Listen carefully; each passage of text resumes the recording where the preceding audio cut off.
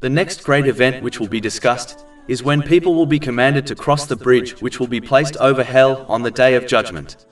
This has been discussed extensively in Islamic teachings, such as the narration found in Sahih Bukhari, number 6573.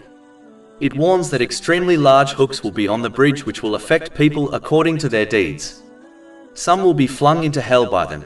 Some will be subjected to great torture before they cross the bridge. Others will only face minimal injury from them, and finally the righteous will not be harmed by them. Another narration found in Sahih Muslim, number 455, warns that the bridge is narrower than a strand of hair and sharper than a sword. The important thing to learn from this is that each person will cross the bridge according to their deeds. So it is important for Muslims not to neglect any duties if they desire to cross the bridge safely. They must sincerely obey Allah, the Exalted, by using the blessings they have been granted in ways pleasing to Him, as outlined in the Holy Quran and the traditions of the Holy Prophet Muhammad, peace and blessings be upon him. One should not neglect this, and simply hope they will magically cross the bridge unaffected. In addition, the ease at which a person will cross this bridge will be a mirror of how much they remain steadfast on the straight path of Islam in this world. This straight path is the path of the Holy Quran and the traditions of the Holy Prophet Muhammad, peace and blessings be upon him.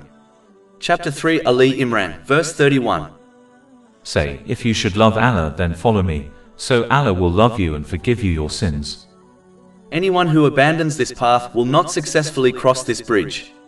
Simply put, the more one remains steadfast on the straight path in this world, by learning and acting on the Holy Quran and the traditions of the Holy Prophet Muhammad, peace and blessings be upon him, the easier they will cross the bridge over hell on Judgment Day. The straight path has been made clear in this world, so people are left with no excuses.